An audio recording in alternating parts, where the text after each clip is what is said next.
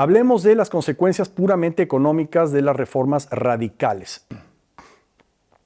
O sea, muchos demócratas que pelean como periodistas o como filósofos o como físicos matemáticos contra el régimen y todo es muy claro. Ellos son malos, nosotros somos buenos y nosotros somos, ¿me entiendes? ¿No? Y de repente parpadean y ya es presidente, es primer ministro, es ministro de algo, ¿verdad?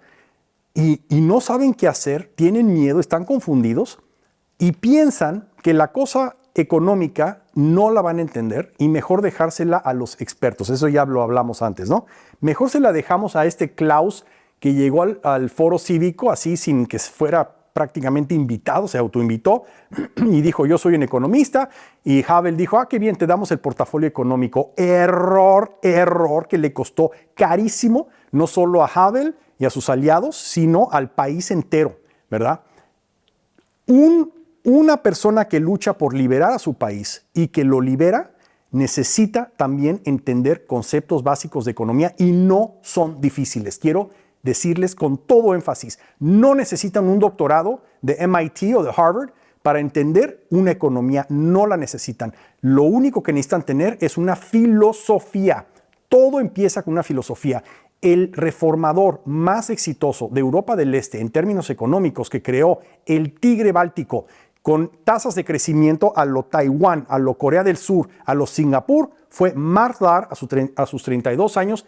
Él no había estudiado economía, es un historiador. Los únicos libros de economía y él orgullosamente lo dice, los únicos libros de economía que jamás había leído antes de hacerse primer ministro fueron Free to Choose de Milton Friedman y la Biblia. Imagínense. En otras palabras, todos ustedes, todos sin excepción, necesitan entender estas lecciones de la parte económica. Aquí les voy a dar un módulo que vale más que cualquier doctorado de cualquier universidad en términos de economía, porque todo empieza con una filosofía por parte de las fuerzas democráticas y no solo las que estudiaron economía. Punto. Winston Churchill dijo, some politicians view private enterprise.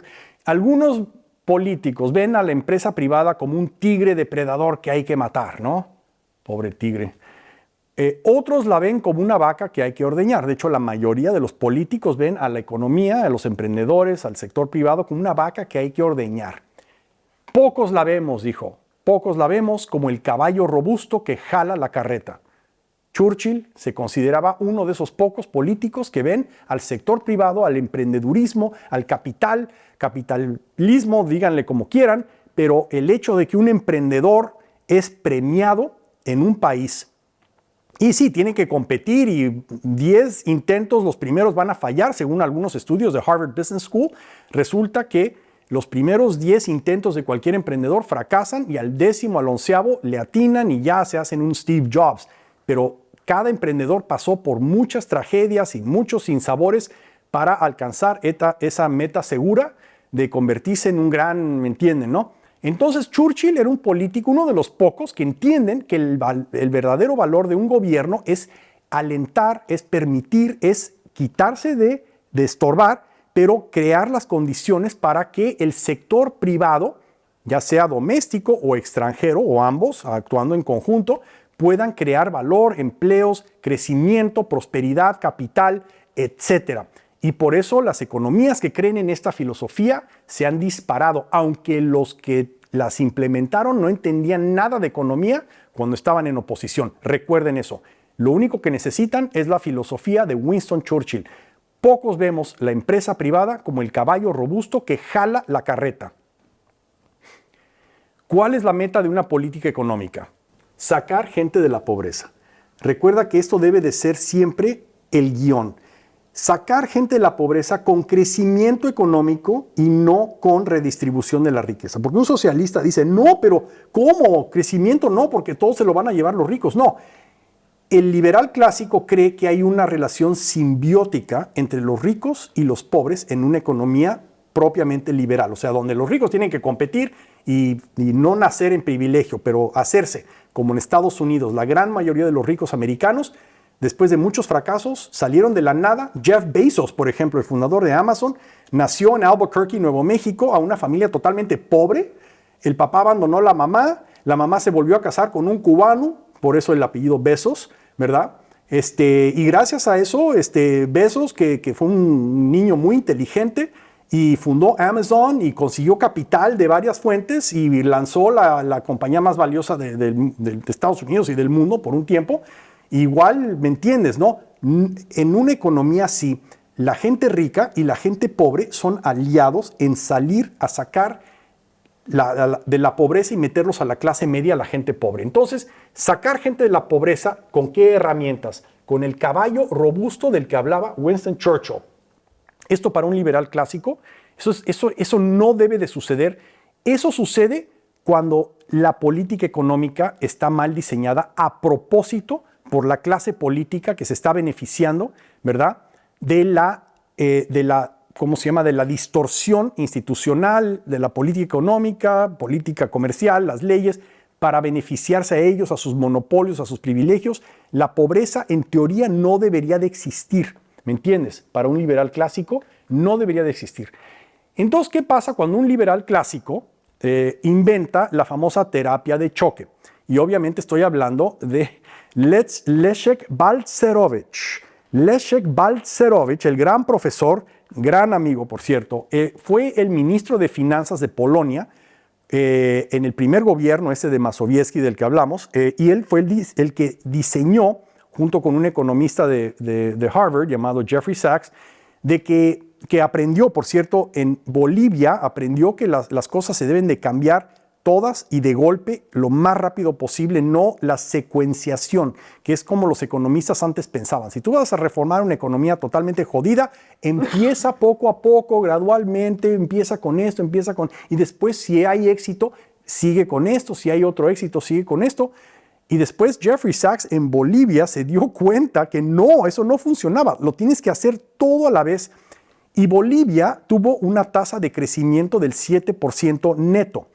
Gracias a las reformas que ayudó a implementar Jeffrey Sachs en Bolivia en los años 80, Bolivia estaba colapsándose su economía 3% cada año y terminó creciendo 4%. Eso quiere decir que hubo un crecimiento neto del 7%. Y esas lecciones pues las compartió con, ¿me entiendes?, su par intelectual, que es profesor Balcerowicz, en Polonia, cuando llegan al poder abrumadoramente en la coalición esta de Solidarność en el 89. ¿Y qué vamos a hacer? Bueno, el 1 de enero del 1990, ya después de que habían diseñado esta política económica, se adoptó en el Parlamento y todo comenzó el 1 de enero de 1990, la terapia de choque. ¿Qué quiere decir eso? Que terminó, por cierto, quintuplicando la economía de Polonia. Disciplina monetaria en lo macro, el chiste es entender esto. En lo macro hay que ser conservador y en lo micro hay que ser liberal. No hay de otra. Quiere decir que vamos a tener disciplina monetaria, disciplina fiscal, fin a los subsidios a las empresas. Con que las empresas les gustan los subsidios como una droga, claro, les gusta porque dinero fácil, no. Esas empresas tienen que competir y eso las obligó a deshacerse. Para no entrar en bancarrota, tuvieron que correr a muchísima gente, tuvieron que vender muchísimos activos, camiones, fábricas, terrenos, esas grandes empresas ineficientes del Estado que no producían más que púas, banderas rojas, tanques, lágrimas, ¿verdad? Entonces ahora tenían que producir algo que la gente quiere comprar en una economía liberal. Entonces, y como no estaban recibiendo subsidios del gobierno, eso creó una hiperemprendedurismo en Polonia, porque cuando tienes mucha gente que de repente perdió su trabajo, pero abundan las oportunidades y de repente también hay, ¿verdad? Un amigo tuyo se acaba le regalaron 3 camiones que le sobraban a la empresota esa, ahora tiene un terreno, ahora tiene, ¿me entiendes?, máquinas que la fábrica esta estatal tuvo que vender para rematar y ganar cash y así sobrevivir en forma reducida. O sea, ¿te acuerdas que hablamos de eso o no hablamos en la economía liberal? Al final, lo que no funciona tiene que ir a la bancarrota. Es lo que Schumpeter llamaba la destrucción creativa. Muchas de esas empresas van a quebrar. Déjalas quebrar, déjalas quebrar. ¿Por qué? Porque todos esos activos que ellos están usando ineficientemente van a irse al mercado, por decirle así, al mercado. Entonces, estos emprendedores van a contratar gente en el nuevo sector privado, van a comprar los camiones, van a comprar los terrenos, van a hacerse de las fábricas que están regalando con vouchers o de algún otro método, privatización. Y eso dinamiza impresionantemente al grado que la economía vieja de estas fábricas tontas se eclipsa con la nueva economía que surge de la nada, ¿me entiendes? O sea, uno piensa que la nueva economía simplemente son las viejas fábricas privatizadas. No, las viejas fábricas privatizadas van a ser una parte mínima de tu economía si haces las cosas bien. La nueva economía va a salir de la nada, literalmente, de los emprendedores. Pero los emprendedores necesitan gente, necesitan máquinas, necesitan camiones, necesitan todo lo que ahorita está en manos de estas grandes mastodontes ineficientes que creó el Partido Comunista, ¿verdad? Entonces tú tienes que matarlos de hambre para poder darle oxígeno a esa nueva economía emprendedora. Anclamiento de la moneda. O sea, ¿te acuerdas que hay que ser conservadores con la moneda? Ahora te voy a enseñar una foto de por qué. Convertibilidad de la moneda libremente, permitir que la gente pueda repatriar, los inversionistas extranjeros, por ejemplo, o los domésticos pueden convertir el zloty al dólar cuando quieran y el dólar a zloty, depende de lo que ellos quieren. Si uno quiere invertir algo en Chequia, pues lo tiene que comprar coronas. Entonces, permita que hagan todo eso, darle oxígeno. Derechos de propiedad. Ahora sí nos estamos metiendo a lo micro. Desregularización de precios. El 1 de enero en Polonia dijeron que no va a haber control de precios, excepto por las cosas más básicas. Creo que el pan todavía estaba medio subsidiado porque siempre va a haber gente vieja que no le alcanza la pensión. Entonces, bueno, el pan en ciertas ocasiones podemos subsidiarlo, pero muy, muy limitadamente.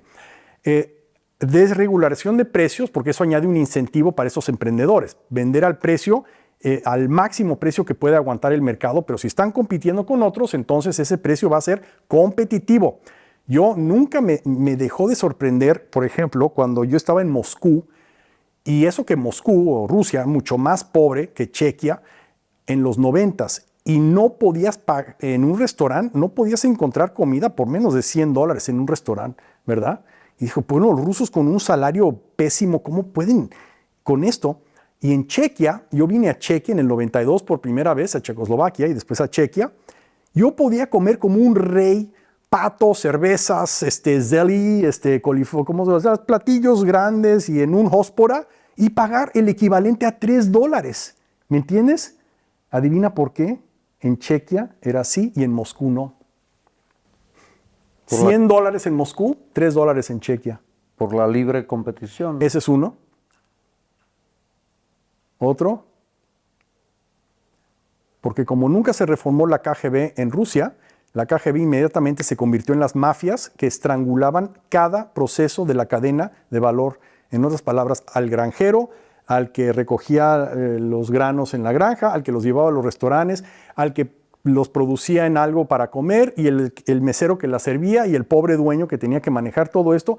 En cada paso, la KGB y los gángsters, que es lo mismo, lo extorsionaban y el precio al consumidor era de $100. En Chequia, como no había eso, porque aquí se disolvió la STB, y ahora ya entiendes cómo las reformas políticas influyen, pero directamente en el éxito económico y viceversa. Lo que hagas en la economía también te va a influir en la política. Ese es el mensaje que quiero dar, ¿verdad?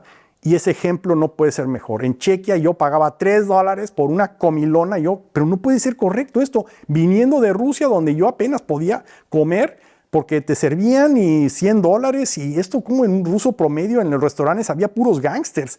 Mientras cuando llegué a Chequia, lo que me sorprendió, lo primero que me llamó la atención en el 92, o sea, a poco tiempo de la transición, es que en los restaurantes en Praga y en Frenstadt y en Olomouc y en otros lugares donde yo iba, había familias en los restaurantes. Mamá, papá, hijos, no pongas los codos en la mesa, no te pelees con tu hermana. O sea, yo no veía eso en Moscú. En Moscú eran puros gángsters y sus prostitutas eran los únicos que podían pagar esos restaurantes, ¿me entiendes, no? Y los demás, que se pudran a comer mierda, como dicen en Cuba, ¿no? Porque esa es la mentalidad de nuestros enemigos que se apoderaron de la transición en Rusia. Qué triste. Bueno, entonces, desregularización de precios, apertura comercial, destramitación comercial, eso sí, permitir al 1 de enero de 1990, según las reformas polacas, no había ningún obstáculo para que tú pudieras abrir tu pequeña empresa. con tal de que no estuvieras traficando en materiales radiactivos, obviamente, pero si estabas vendiendo ropa o estabas vendiendo, no sé, X máquinas de coser o algo, no sé, comida, entonces la ley decía que tú tenías que registrarte ante el Ministerio de Economía con una página así nomás, pero los burócratas no podían evitar que tú ya empezaras a operar en el mercado. Al contrario de México, donde necesitabas 45 trámites antes de poder empezar a operar como una empresa formal. Y es por eso que la informalidad en México es enorme, en toda Latinoamérica, porque, ¿me entiendes? La gente no quiere lidiar con esos obstáculos estúpidos y lo que hacen pues es abrir su empresa y bueno, a ver si viene un inspector y me cierra, ¿no? Pero en Polonia no necesitaron hacer eso, casi no había una economía informal, porque el threshold, o sea, el obstáculo era tan bajo para entrar que la gente pues cumplía con la ley porque le hicieron muy fácil cumplir con la ley económica y emprendedora, ¿no? Desmonopolización, iniciar privatización, porque por su propia naturaleza la privatización va a tomar tiempo. En el mejor de los casos toma tiempo, obviamente. Por eso digo que las mejores reformas económicas iniciales ¿cómo se llama? Casi privatización, es permitir que surja una nueva economía de la nada, ¿verdad? Que muy pronto va a eclipsar la vieja economía. Y dos, lo que se llama la restitución. Y en Chequia sabemos muy bien lo que es la restitución porque los viejos dueños, los nietos de los viejos dueños de ciertas propiedades, les regresaron esas propiedades. A los Schwarzenberg creo que se les regresaron algo. Václav Havel y Iván Havel, su hermano, resulta que son los dueños de Lucerna, creo, mi discoteca favorita en todo el mundo es Lucerna en Praga, es de los Havel, ¿verdad? ¿Por qué? Porque era del abuelo, ¿me entiendes?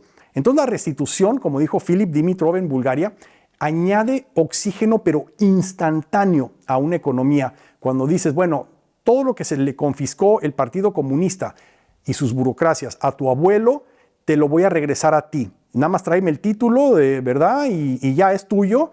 Entonces ya le añades vida, le añades magia a una economía sin tener que privatizar estos grandes monopolios, ¿verdad? Que tardan años en privatizarse en el mejor de los casos. Bueno, una pregunta. Se ha dicho, cuando haces una reestructuración así de base, no necesitas un capital para poner en marcha la economía. Muy buena pregunta y eso lo vamos a ver después, porque en Chequia no, en Hungría sí, en Alemania del Este sí, en Estonia sí y no. ¿Me entiendes? Esa es la respuesta a tu pregunta, porque ¿me entiendes? Hay una tensión. Ahorita lo vamos a platicar. Porque se ha dicho que en un país postcomunista... Los únicos que tienen dinero son los comunistas y los extranjeros. O los gángsters, ¿no? Por eso, es lo mismo. Gángsters, comunistas, STB, KGB. Pero que en principio falta capital para poner en marcha. Siempre va a faltar capital en una cosa así. Por eso lo resolvió en Checoslovaquia el famoso economista Jan Schweinar, que inventó los vouchers, o sea, creó una especie de dinero falso y así privatizaron a medio mundo tantas empresas rápido. Y fue muy justo porque a cada quien le tocaba su voucher y tú podías comprar acciones en las empresas que se estaban privatizando. Pero eso creó otros problemas igual de graves. Y a eso lo vamos a platicar un poco más tarde, Pavel, pero sí, le pusiste el dedo en el renglón porque eso en Checoslovaquia era como la solución hasta que se presentaron otros problemas graves y te voy a hacer adivinar cuáles fueron. Mientras en Hungría, no. En Hungría, el que tenga dinero puede comprar la gran fabricota esta, ¿verdad? Y los únicos que tenían dinero eran los alemanes y los americanos y eso fue medio injusto porque entonces el obrero que trabajó toda su vida en esa fábrica no le toca nada, ¿me entiendes, no? Bueno, sí, mejor salario, mejores prestaciones, pero no es dueño de esa fábrica como en Checoslovaquia. Bueno, iniciar privatización. Por eso digo, en los primeros tienes que ser, en lo macro tienes que ser conservador y en lo micro tienes que ser liberal. Porque si no eres conservador en lo macro vas a acabar como Yugoslavia. 500 billones de dinares yugoslavos, un billete que no vale absolutamente nada. Mientras en Estonia, el kron, cuando lo lanzaron, lo pegaron al euro de esa época 8-1. ¿Verdad? 8 crowns a 1 euro y no ha perdido valor, no perdió valor para nada tenían un comité monetario, todo lo hicieron correctamente en lo macroeconómico, hasta que cambiaron al euro en sí, ¿me entiendes, no? Pero desde que reemplazaron el rublo ruso con el kron estonio, el kron valió exactamente lo mismo hasta que lo reemplazaron con el euro. Eso es lo que se llama un buen manejo de una macroeconomía, al contrario de una economía de la destrucción de Milosevic. Y cuando digo economía de la destrucción, ese es un libro que escribió el economista que pusieron en Yugoslavia después de derrocar a Milosevic. Eso lo llamó la economía de la destrucción. Es bueno leer ese libro. Como hablamos, la terapia de choque tiene que ser conservadora en lo macro, liberal en lo micro. Facilitar la creación de empresas y la destrucción de empresas y la desmonopolización lo más rápido posible. O sea, los sovietólogos somos, yo creo que la única profesión que nunca le atina a nada. Tenemos una pésima bola de cristal y cuando empezaron, o sea, nunca se había dado el caso de una economía totalmente estatizada que se iba a privatizar y reformar tan radicalmente después del colapso, ¿verdad?, del estatismo. Lo máximo a lo que había llegado Inglaterra es privatizar algo así como 100 empresas a través de varios años. En México también Carlos Salinas de Gortari se deshizo de varias empresas paraestatales, pero tardó años y todo era un lío y todo era que el sindicato, que si esto, que si el otro.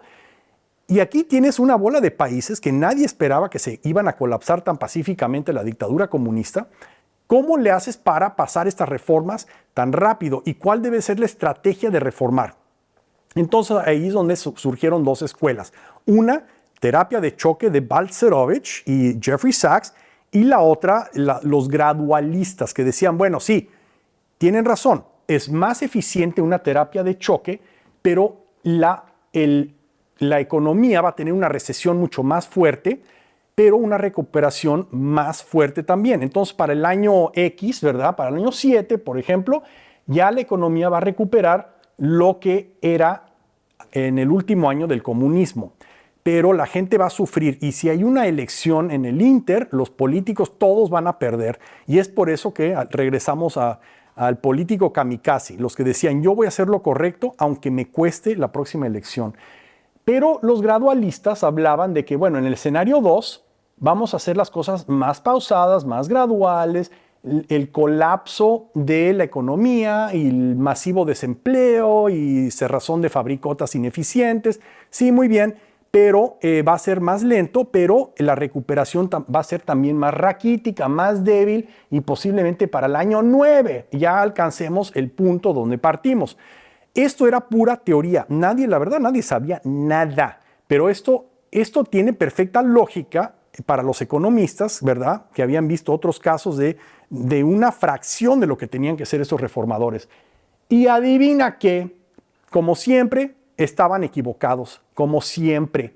Los que más rápido reformaron, sí, hubo obviamente un pequeño bajón en la economía, porque cuando cierras una fábrica, cierras una bola de fábricas que no producen nada útil, pues obviamente va a haber deslocaciones, pero se recupera mucho más rápido, muy rápido. Polonia, de hecho hay una teoría de que Polonia nunca tuvo una recesión gracias a la terapia de choque, porque los números indican que Polonia tuvo una recesión, pero la gente no sintió ninguna recesión y no hay evidencia que hubo una recesión, pero los números indican que hubo una recesión. Adivina por qué. Tú eres un director rojo en una economía comunista y el Partido Comunista siempre te ordena que tienes que producir el doble y el triple del año pasado. ¿Cuál es tu incentivo?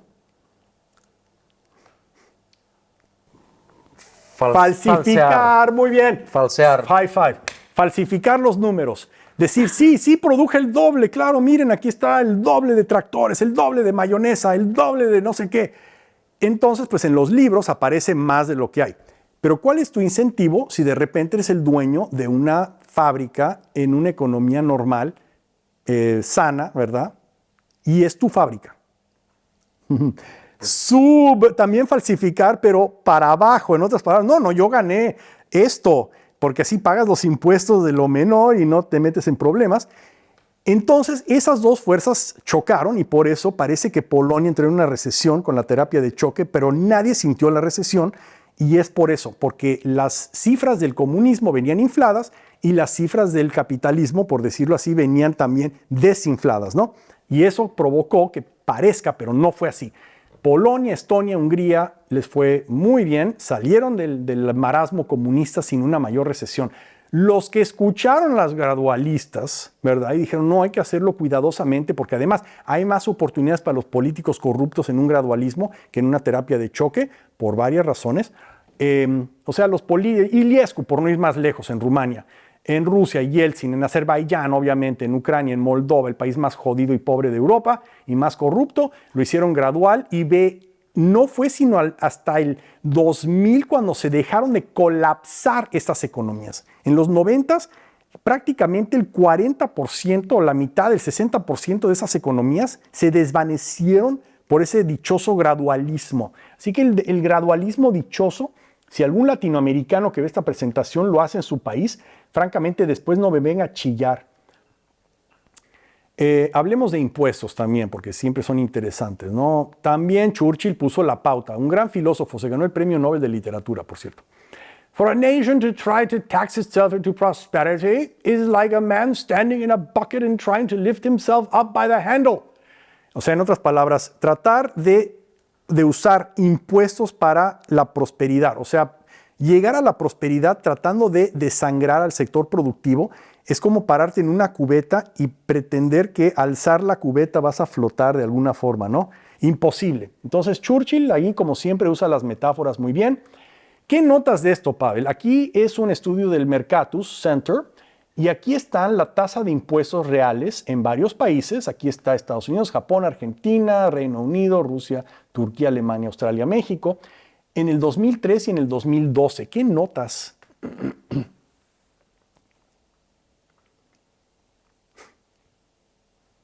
Que todos bajaron.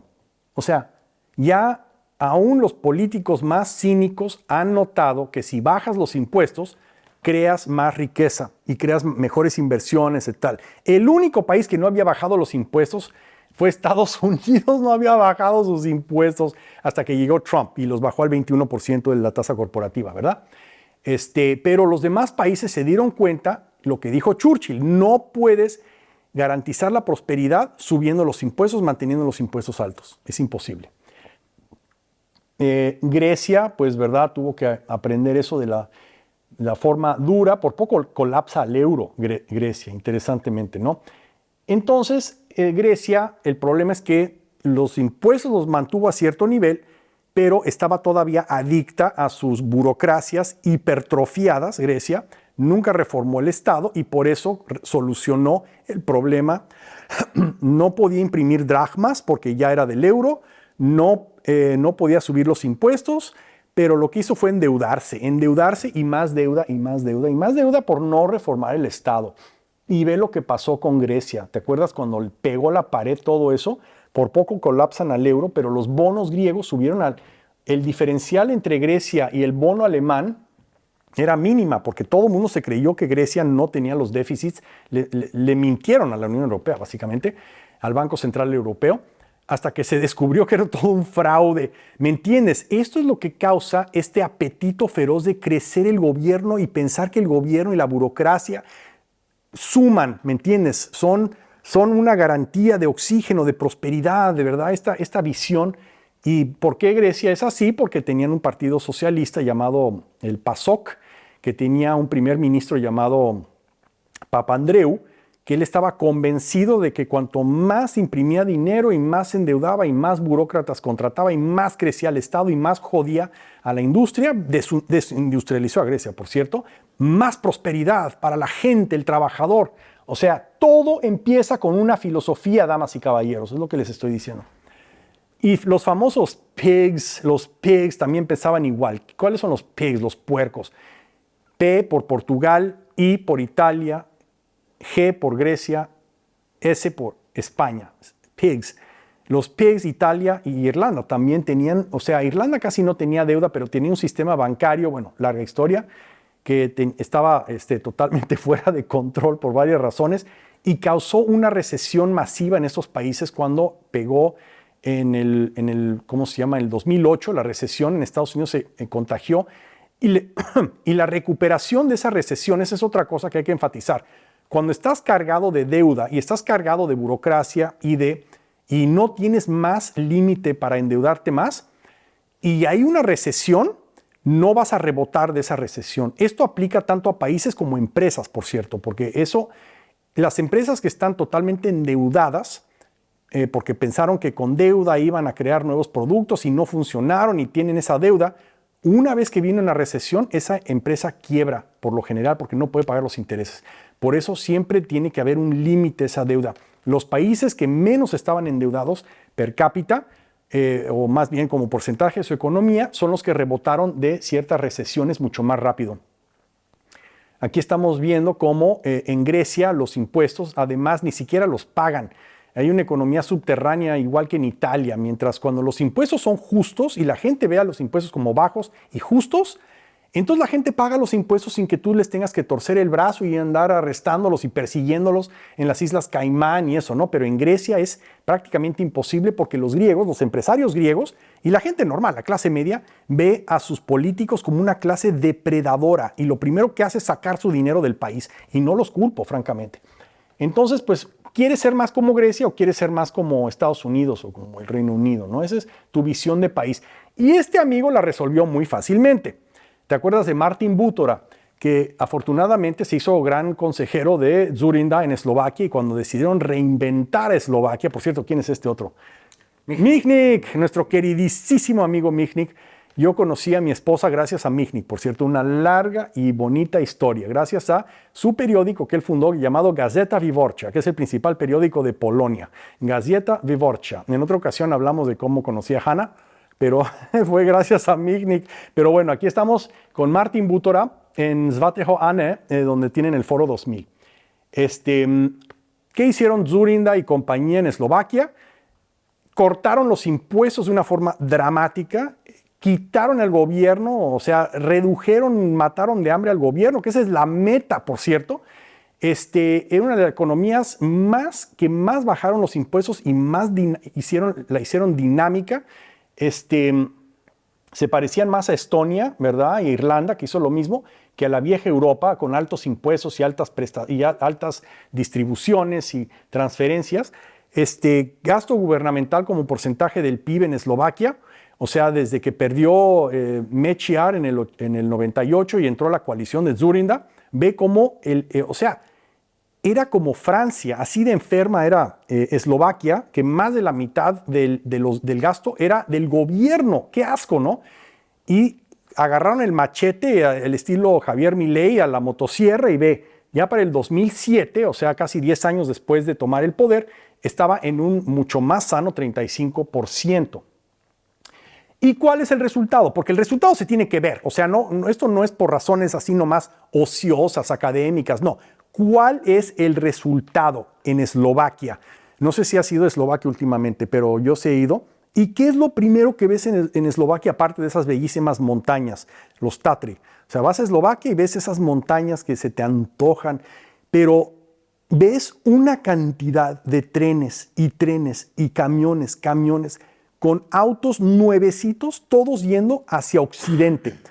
Eslovaquia es eso. Tú vas a Eslovaquia y no puedes evitar ver todos esos trenes. Eslovaquia se convirtió en un imán de inversiones automotrices de todo el mundo. Capital coreano, capital alemán, capital americano fue Eslovaquia, japonés, etc. Y Eslovaquia es el principal productor de autos en el mundo per cápita. Sus 5 millones de gentes producen per cápita por mucho. Y nosotros, Chequia es el segundo lugar, ¿ve? Eslovenia el tercero, etcétera. Corea del Sur, Japón, Alemania, pues eso se entiende, ¿no? Pero Eslovaquia, que no tenía nada cuando llegó Dzurinda al poder. Dzurinda es como otro Juscelino. Juscelino trajo la industria automotriz, la invitó a Brasil y gracias a eso Brasil se hizo la octava potencia, pues en mundial Eslovaquia más o menos hizo lo mismo, ¿no? Sigamos hablando de impuestos. ¿Por qué es más progresivo el flat tax? ¿Sabes lo que es el flat tax? Muy simple. Estonia, otra vez, fue el pionero. Básicamente, antes, siempre el concepto marxista es, cuanto más ganas, más te chingamos. En otras palabras, tú ganas un tanto, entonces en vez de pagar el 20% vas a pagar el 40%. En Suecia es horroroso eso, de que el impuesto personal, no el corporativo, por eso Suecia sigue siendo próspera, pero a los ricos hay que castigarlos, esa es la mentalidad, ¿no? En otras palabras, si tú ganas tanto, te cobramos menos, pero si tú ganas más, te cobramos el doble de la tasa impositiva, ¿no? Eso se llama un impuesto progresivo. Pero yo pregunto, ¿por qué el flat tax es más progresivo que un sistema de impuestos disque progresivo? El flat tax quiere decir que todos pagan igual. Eres pobre, eres rico, eres emprendedor, o eres doctor, o eres lo que sea. Con raras excepciones, todo el mundo va a pagar aquí el 20%, el 21% en el caso de Estonia, el 13% en caso de Rusia. Mi gran amigo, Andrei Nikolaevich Ilarionov, que es el genio económico que trajo Putin. Cuando Putin se hizo presidente, él implementó el flat tax estonio, diciendo aquí todos los rusos van a pagar lo mismo al 13%, una tasa tan baja, ¿verdad? Y eso fue la idea y la implementación de Andrei Ilarionov, que ahora está en total oposición, obviamente, a Vladimir Putin, un gran demócrata, un gran cerebro económico, pero eso él creó, o sea, billones para toda Rusia, pero él mismo no tiene dinero. Eso es típico de las gentes decentes, los reformadores de esta parte del mundo que yo admiro tanto. Andrei Ilarionov ahora vive en Washington, trabaja para un think tank, pero él revolucionó la economía rusa después de toda la porquería que no hizo Yeltsin en los 90s. Putin al principio, de hecho, pudo, por decreto, porque tenía todo el poder en las manos, firmar una bola de decretos de reformas económicas que no se pudieron hacer en los 90s, y esas fueron diseñadas por Andrei Ilarionov. ¿Por qué Andrei Ilarionov hizo un flat tax en Rusia? ¿Por qué es más progresivo un flat tax y más justo y más todo que un cochino impuesto marxista progresivo? El primero, el pionero, ahora son como 30 países que adoptaron el flat tax, no solo Rusia. Muchísimos países. Chequia todavía le falta, pero hay otros que Lituania, siempre lo que hace Estonia lo copia Letonia y Lituania, y después sigue esparciéndose por todo el mundo. Pero desde el 2000, Estonia duplicó la recaudación de impuestos personales y triplicó la corporativa con un flat tax del 21% para ambos. Rusia básicamente cuadruplicó la recaudación fiscal. En otras palabras, bajaron el impuesto de un desastre progresivo de no sé cuánto, lo bajaron al 13%, muy bajo y muy competitivo, y recaudaron muchísimo más. Eso se llama el efecto Laffer, por quien el famoso Laffer, el economista de Reagan, que hablaba de que cuanto más bajas la tasa impositiva, más recaudas. O sea, es paradójico. Bajas el impuesto, pero entra más a la tesorería, y eso explica la otra diapositiva, Pavel, de por qué casi todos los países del mundo se han dado cuenta de eso y han bajado sus impuestos, porque se dan cuenta que crean más dinamismo y entra más dinero a la tesorería. Qué paradójico. Y en el caso de Rusia, esto es en esteroides. O sea, cuadruplicaron su recaudación fiscal gracias a un flat tax. El flat tax, de hecho, lo pagan los ricos que habían estado evadiendo impuestos, los famosos oligarcas que escondían y tenían abogados y tenían expertos en Suiza para esconder sus fortunas. Cuando apareció el flat tax en Rusia, ellos se reían, mira qué fácil es pagar impuestos, y se reían pagando sus impuestos, y por eso se infló la tesorería rusa con tanto dinero, ¿verdad? Y eso se le fue a Putin a la cabeza, por cierto, eso en otra ocasión. Pero bueno, triplicó, cuadruplicó su recaudación fiscal reemplazando el impuesto progresivo del 30 y pico con un flat, empezando con el 30, iba al 50, con un flat tax para todos en parejo del 13%. Y aquí estamos hablando de lo cínico y lo pernicioso que es tener esta idea de que cuanto más recursos le das al gobierno, más eficiente lo va a administrar la burocracia. Se hizo un estudio y resulta que en México la Comisión Nacional para el Desarrollo de los Pueblos Indígenas, adivina qué porcentaje iba a los indígenas. El 6%. El 6%. Lo bueno es que antes nadie decía esto, pero ahora tenemos a Milei, que habla de que la casta se roba todo, ¿viste? En otras palabras, ya tenemos por fin en Latinoamérica un debate real, cuanto antes no existía. Si tú ves a México es horroroso porque el partido de izquierda habla más o menos igual que el partido de disque derecha, el PAN. También sus campañas todo es te voy a dar, voy a crecer, todos estos programas tan bonitos para que tú y tu familia vivan mejor. O sea, no tenemos un un Balcerowicz en México, un Milei en México, alguien que compita en base a ideas sólidas. No los tenemos y México por eso sigue sufriendo con este tipo de desastres. La Comisión Nacional para el Desarrollo de los Pueblos Indígenas, todo va a los contratistas, al sindicato que trabaja ahí, a los políticos, lo usan como caja chica y solamente el 6% va a los indígenas. Eso es típico, típico, típico. Y hay que preguntarse, ¿el estatismo crea riqueza? Si el estatismo creara riqueza, Argentina sería una superpotencia, ¿no crees? Pero bueno, aquí estamos viendo cómo cuanto más hay una relación, esto Marx, esto no lo puede explicar un marxista. ¿Cómo es que cuanto más capital haya en una economía, más salario se llevan los trabajadores? Esto va totalmente en contra de la filosofía marxista, que cuanto más capital hay, los trabajadores van a ganar menos y van a estar más jodidos y lumpenizados. O sea, tú te acuerdas de esa canción, como estamos hablando con una conferencia de Casla en Buenos Aires, la canción peronista que decía todos vestigios sociales que Perón ha establecido, el pueblo entero está unido y dar el corazón, viva Perón, sos todo gran argentino que trabaja sin cesar para dar más pan al pueblo, destruyendo al capital. O sea, así de idiotas son los argentinos, lo siento, así de imbéciles son que pensaban que destruyendo el capital los obreros iban a llevar más a su casa, cuando es exactamente lo contrario. Donde hay más capital, y no solo entre los ricos, así el tío del Pato Donald nadando en oro, no, no, no. El capital está en los bancos, está en tu automóvil, en la hipoteca de tu casa, ahí está el capital. Cuando tú puedes pagar una hipoteca a 40 años y con bajo interés, eso es capital, ¿me entiendes? El capital está funcionando. En Estados Unidos, en Japón, funciona. En Nigeria, obviamente no. Y aquí está, pues igual, ¿no? Uzbekistán, etcétera. Cuanto más capital en la economía, más los obreros. O sea, porque es una relación, digamos, que compite.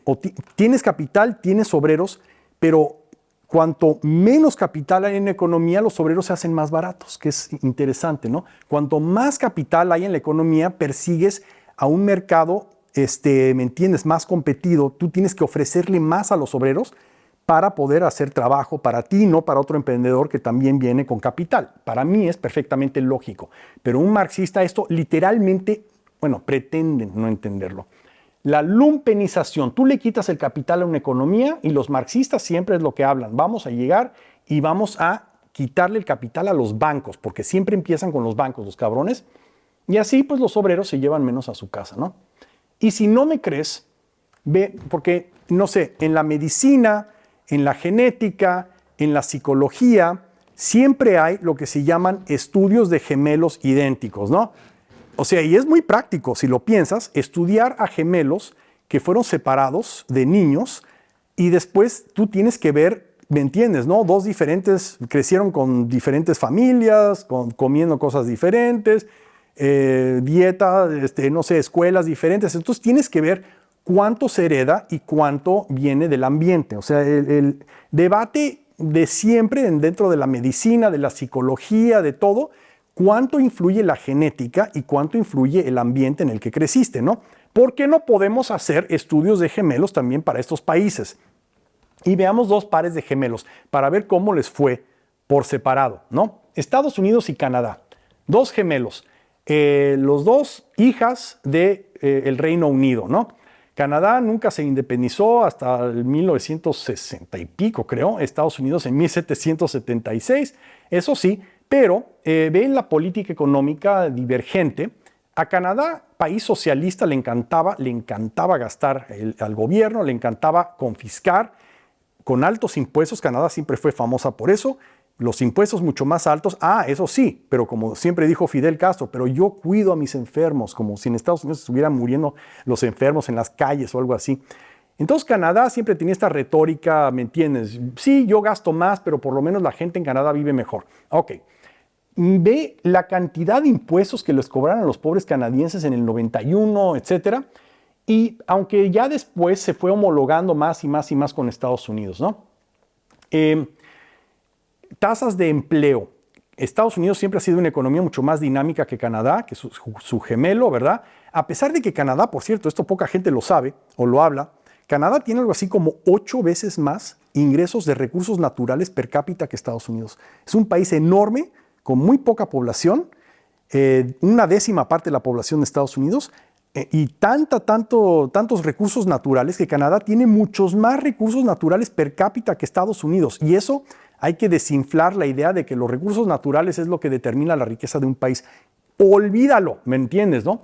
Pero bueno, Estados Unidos siempre ha sido mucho más dinámico en crear empleos. Tú ves la línea azul, que es Estados Unidos, y aquí vemos la creación. Estados Unidos es una máquina de creación de empleos, mientras Canadá es más mediocre, especialmente cuando era una economía muy controlada, muy de altos impuestos en los 90s, antes de que ya por fin empezaron a homologar su tasa de impuesto con Estados Unidos, y alcanzó a Estados Unidos en crear empleos al grado que empató con Estados Unidos ya para los 2000, 2005, 2010, etcétera, ¿no? El PIB real per cápita en Estados Unidos siempre ha sido más alto que en Canadá.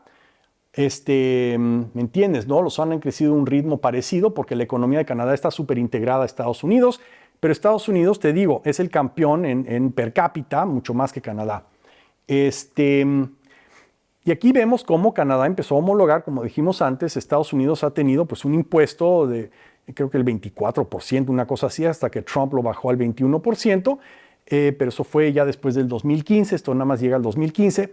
Veamos cómo el Reino Unido también ha cambiado un poco pero Canadá se ve clarísimo cómo está tratando de ser más competitiva, reduciendo su tasa marginal de impuesto para poder, ¿me entiendes?, crear tantos empleos como Estados Unidos. O sea, Canadá de repente tuvo un ministro llamado Martin, que se dio cuenta que estaban haciendo todo mal y reformó la economía. Lo raro es que fue bajo un gobierno liberal en Canadá. O sea, la centroizquierda canadiense fue la que hizo esas grandes reformas, paradójicamente. Estados Unidos ve cómo el ingreso, los wages, o sea, los salarios, el crecimiento de salario de Estados Unidos, o sea, es prácticamente el doble que en el promedio de los países ricos. O sea, la OECD, que incluye pues Europa, Japón, Corea del Sur, Canadá, Estados Unidos. Estados Unidos siempre es el campeón en los salarios que la gente se lleva a su casa. ¿Ve? ¿Cómo se llama? El crecimiento de los salarios es brutal en Estados Unidos. Mientras en Canadá siempre fue bastante mediocre, hasta que llegaron a esas reformas y ya empezó Canadá a ser un tigre, ¿me entiendes? ¿No? Un tigre comparado con los demás países ricos del mundo en su club que se llama el OECD. Y es por eso que lo que decía siempre en su campaña Justin Trudeau es que no iba a ser como su papá. Y eso se lo dijo a Wall Street en un programa de Bloomberg, diciendo, no se preocupen, no voy a ser como mi papá, no voy a joder la economía con altos impuestos. Como diciendo, yo ya aprendí no solo políticamente, sino familiarmente, ¿me entiendes? ¿No? El hijo Justin, igual que Tony Blair, igual que otros, dijo, porque él vino después de un primer ministro conservador llamado, ¿cómo se llamaba? Harper, que estuvo ahí 8 años, hizo cosas. O sea, ya Justin Trudeau, aunque hubiera querido, no hubiera podido regresar a Canadá a esos viejos y malos tiempos. Al grado que una cosa que no sabemos es que Canadá es como Venezuela. O sea, digamos, Canadá es muy bonito y lo que tú quieras y la naturaleza, pero Canadá es un Estados Unidos de segunda. Si te pones a ver la emigración de Canadá hacia Estados Unidos, asusta. Es el 20% de la población de Canadá está en Estados Unidos. Y no solo por el clima, que es más bonito en Florida que obviamente que en todo Canadá. Son básicamente refugiados económicos, o sea, a niveles venezolanos. Si tú sumas los canadienses que emigraron a Estados Unidos permanentemente o casi permanentemente y sus hijos, o sea, gente que debería de estar en Canadá, pero en vez están en Estados Unidos, como el 20% de la población de Canadá. O sea, la gente no es idiota, la gente vota con los pies y lo que hace es huir del socialismo de los impuestos altos. Y esto tomó años para que los políticos de Canadá se dieran cuenta. Años. Y no solo eso. Cuando hablan de que no, la medicina es gratis en Canadá, bueno, sí y no, que es lo que diría un liberal. There is no free lunch. O sea, tú le quitas 3 a Pavel, para darle uno al enfermo en el hospital, ¿me entiendes? ¿No? Porque así de ineficiente es el gobierno al grado de que en ciertos cánceres Canadá tenía menor posibilidad de sobrevivir ciertos cánceres, los canadienses, que los americanos. Eso es un hecho. ¿Y por qué, si te preguntas si todo es gratis en Canadá? Todo es gratis, pero te hacen esperar 6 meses para esa operación de cáncer, mientras en Estados Unidos no. ¿Me entiendes, no? O sea, todo tiene su costo. El socialismo tiene un costo muy alto, muy alto. Y eso de que tienes cáncer y necesitas operártelo, los canadienses con ese cáncer y que tienen dinero, todos se van a Estados Unidos. Por eso, porque en Canadá no los atienden. Así de fácil. Olvídense de que Canadá es un paraíso que me da de mamar de la teta. O sea, que el latinoamericano no le encantaría que el gobierno le dé de mamar y por eso adoramos a Canadá. Canadá es un Estados Unidos de segunda. Grábenselo. Hablemos de otros dos gemelos. Estonia y Letonia. No había dos países del excomunismo que se parecieran más en tantas cosas que Estonia y Letonia. Ni siquiera Chequia y Eslovaquia se parecen tanto entre ellos como Estonia y Letonia y de dónde comenzaron. La única diferencia, a ver, ¿por qué el desempeño en Estonia ha sido del tigre báltico como estilo asiático y Letonia ha sido mediocre, raquítica, anémica? ¿Me entiendes? Horrible, al grado de que hablaban de que Letonia se podía convertir en un estado fallido, a ese grado que Letonia podría colapsarse como estado, y es una razón muy, muy específica. Y solamente se explica por una cosa, y ahorita te la voy a decir. Y ve, en los rankings, no solo en el desempeño económico, sino en los rankings que hacen varias instituciones mundiales de honestidad, o sea, transparencia internacional, institucionalidad, calidad judicial, libertad económica, derechos de propiedad, simplicidad de trámites. O sea, Estonia es el número 1, el número 2, el número 3. De los 30 países poscomunistas, Letonia en una ocasión empató con México y Senegal en el índice de corrupción de transparencia internacional. O ese grado de desastre fue Estonia antes de que por fin llegara, se llamaba Dombrovskis, a reformar eso. Pero antes de eso, ¿qué es lo que causó que Estonia fuera el tigre y su gemelo idéntico o casi idéntico, Letonia, ¿verdad?, sufriera tanto y tuviera tan mal desempeño, Pavel? Inversión directa extranjera, no hay mejor voto de capital internacional a un reformador, un país reformador, como sucedió en Eslovaquia bajo Dzurinda. Todas las automovilísticas estudiaron eso a fondo y decidieron invertir en Eslovaquia. Estonia por mucho es el que más captó hasta el 2015 y adelante. Inversión directa extranjera por cada estonio llegaron $15,000, $14,000, ¿verdad? De inversión directa extranjera. Mira los losers abajo, Ucrania, nada, ¿verdad? Letonia es la mitad de Estonia, casi idéntica a la mitad. Letonia, Estonia. ¿Por qué Letonia es tan mediocre, Pavel? Dime, adivina. Ve aquí, Estonia también crece más que Letonia. Lituania, de hecho, le fue mejor que a Letonia. ¿Por qué? ¿Por qué? ¿Por qué? Lo más simple del mundo, Pavel. Hemos hablado del primer ministro, el primer ministro, el primer líder de transición de Estonia fue Mart Laar. ¿Quién fue el de Letonia al mismo tiempo? ¿Un comunista? Exactamente. El último líder del Partido Comunista de Letonia fue el primer presidente de Letonia, llamado Anatolis Gurbunovs. No necesito decir más. Entonces, pero dices, bueno, pero ¿por qué Suecia le va tan bien y los países ricos y tal, y Suecia es de socialista y altos impuestos? Y hay que desmistificar muchas cosas aquí. Suecia se hizo rica, al igual que los demás países que hoy son ricos, bajo su etapa liberal, no la estatista. El estatismo vino después, ya cuando Suecia era rica. En 1913, cuando apenas Suecia se empezaba a desarrollar, después de que se metieron, por cierto, casi fueron a la guerra Noruega y Suecia. Imagínate eso, o sea, es difícil de creerlo, pero Suecia empezó a crecer brutalmente. Las mejores compañías suecas que todavía existen, Volvo, ¿me entiendes? Saab, no sé, Ericsson, etcétera. Todas empezaron en esa época de bajos impuestos y un estado pequeño. Ve, el porcentaje del estado en Suecia era el 10% de la economía y después creció brutalmente una vez que Suecia se hizo rica y por eso Suecia se estancó y por poco quiebra en los 90s. Suecia por unos meses tuvo una tasa de interés del 500% para tratar de controlar la inflación. O sea, el modelo sueco explotó en los 90s.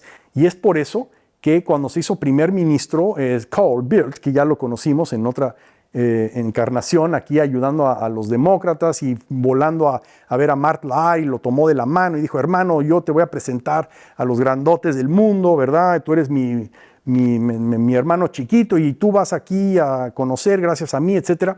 Carl Bildt, otra cosa que hizo en Suecia, ¿verdad?, fue tratar de reformar todo y lidiar con ese desastre que le habían dejado los socialdemócratas.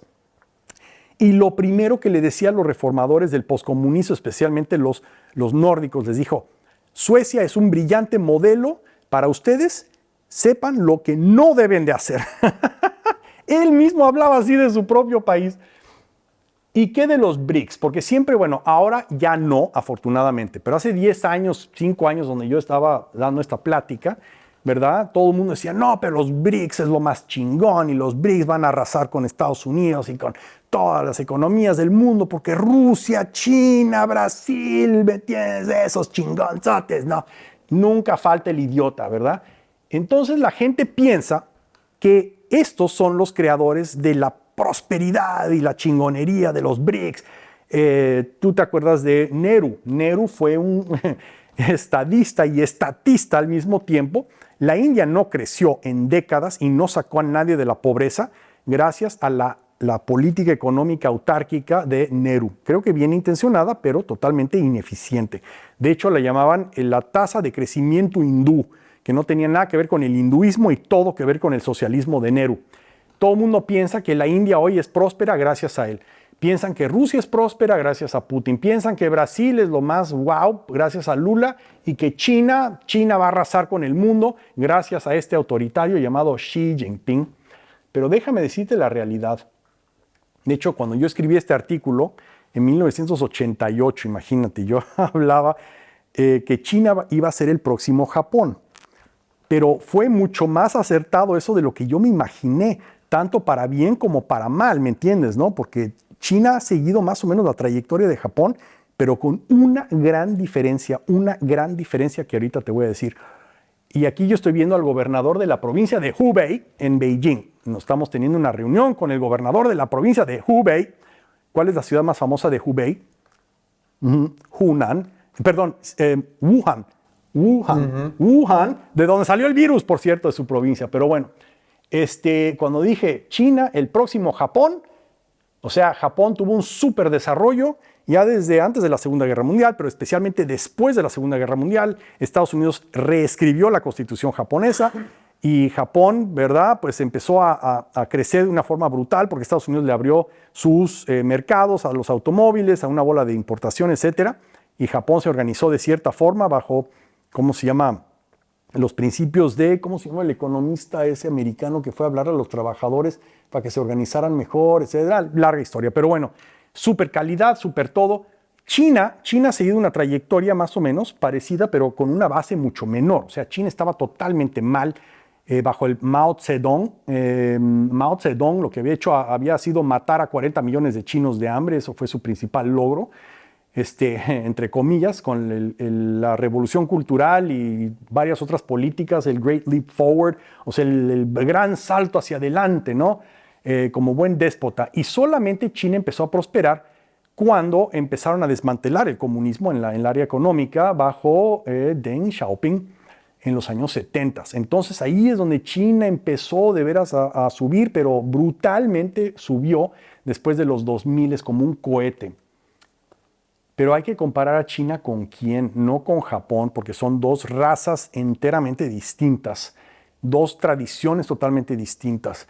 O sea, yo lo siento, cuando voy a Japón, al segundo día me doy cuenta que yo estoy desesperado por ya irme de Japón, porque los japoneses los adoro, pero te dicen, bueno, bienvenido, pero mantén tu distancia, ¿no? Esa es básicamente la vibra que te dan los japoneses. Todo lo deciden colectivamente. Mientras en China, yo he estado entre chinos una semana entera y literalmente no me había dado cuenta que yo era el único no chino entre ellos. A ese grado. Y son súper emprendedores, todo el mundo quiere hacer algo con su personalidad, no esperan a que el otro decida, no son tan jerárquicos. O sea, China hay que compararla con qué, no con Japón, ¿con qué? Taiwán Exacto, ¿por qué? es la misma nación. Es la misma nación, exactamente, una nación, dos sistemas. Y ve que cuando se separaron, Taiwán, de facto, porque es de facto, ¿verdad? Taiwán se separa de China y se fue a la isla Chiang Kai-shek con todo su ejército nacionalista y tal, y el comunismo nunca llegó a Taiwán, aunque era una dictadura unipartidista, pero autoritaria, no totalitaria, ¿recuerdas la diferencia? Ve lo bien que le ha ido a Taiwán. O sea, China es un total loser. Y eso es una cosa interesante. Si China no hubiera llegado el comunismo y hubiera gobernado Chiang Kai-shek desde Pekín, desde Beijing, adivina qué, China hubiera rebasado a Estados Unidos en los años 80. Su economía hubiera sido más grande que la americana en los años 80. Qué cosa, ¿no? Imagínate la geopolítica de hoy si no hubiera matado de hambre a 40 millones y haber hecho a los demás ineficientes Mao Zedong, el padre del comunismo chino. Imagínate. Sin embargo, China se está desacelerando peligrosamente. Todo el mundo quiere saber de China, por eso estamos hablando de China un poco más de lo normal, pero China se está desacelerando de ese rápido crecimiento que tuvo, ¿verdad? Últimamente, todo el mundo pensó que iba a rebasar Estados Unidos para el año 2030 y ahora resulta que no, que probablemente nunca rebase Estados Unidos, se quede en 60% de la economía de Estados Unidos, ¿verdad?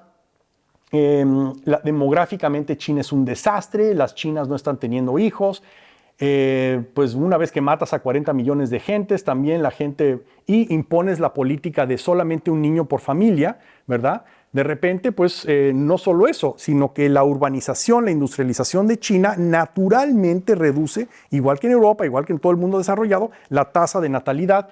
Sé que para China es una bomba de tiempo.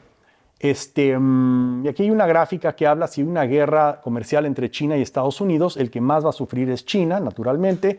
Los americanos siguen siendo los amos y señores de invertir capital en el extranjero, lo que se llama venture capital, capital de aventura, o sea, los que vienen con Steve Jobs y dicen, a ver, ¿cuánto necesitas para lanzar tu idea de esta Mac, de esta Apple, ¿no? Estados Unidos sigue siendo el amo y señor de todo eso. China, de hecho, antes hablaba del famoso Belt and Road Initiative, o sea, que le prestó dinero a toda África y a todo el mundo para desarrollar infraestructura con tal de que tú me pagues con recursos naturales estas deudas, y la firmaron con una bola de dictadores y después ya el país no podía pagar y China no le perdonaba sus deudas.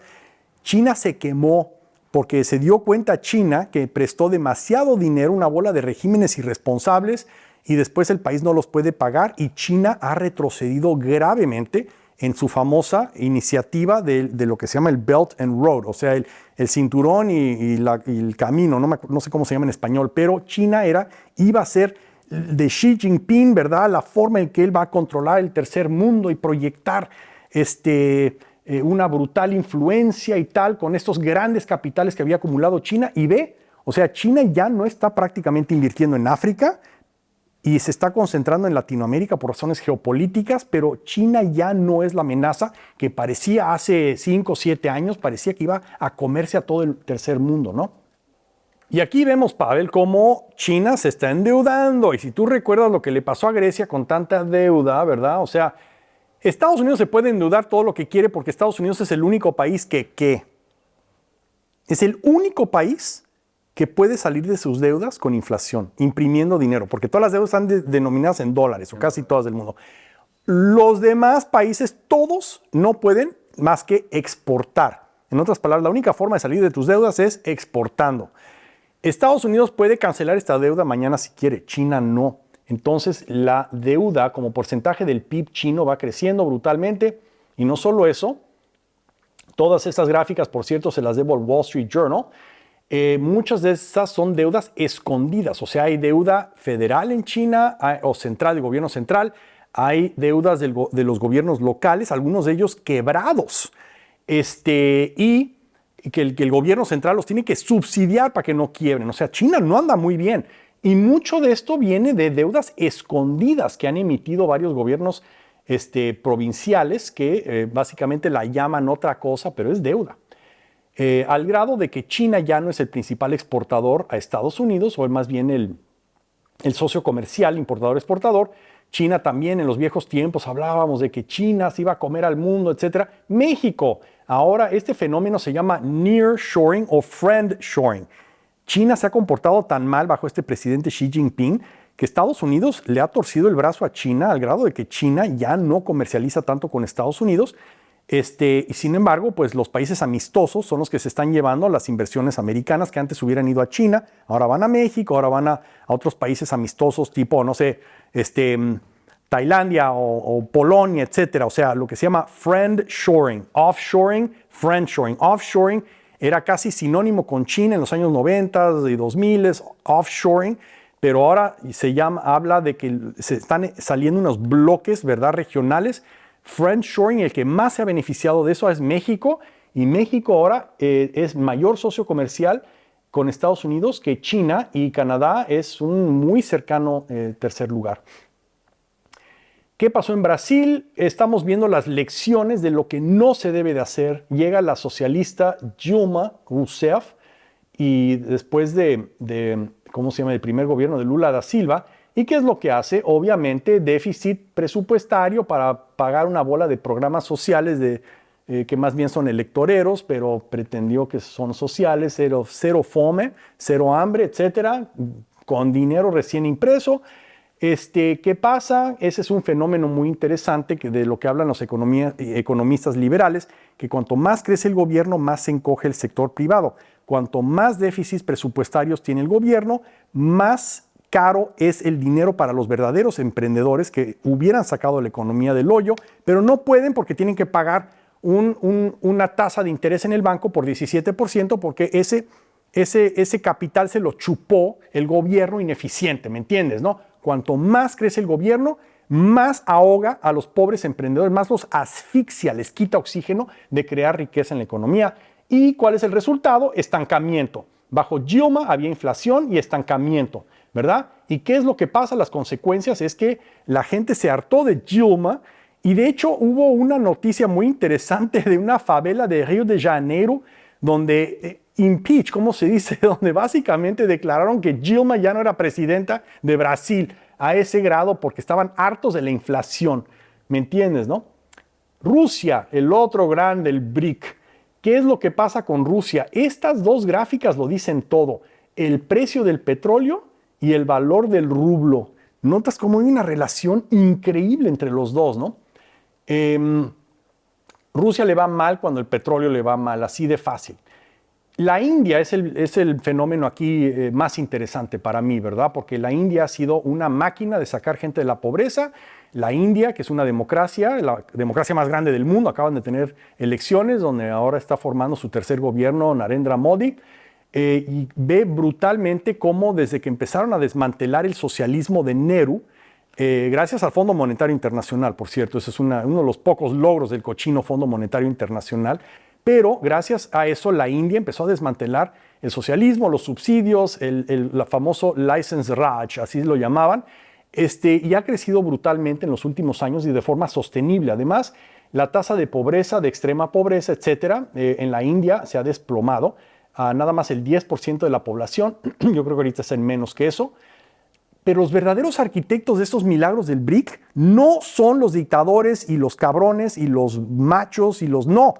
Los verdaderos arquitectos de lo poco bien que ha hecho los BRICS son gente muy sensata que aplicó reformas liberales a sus economías.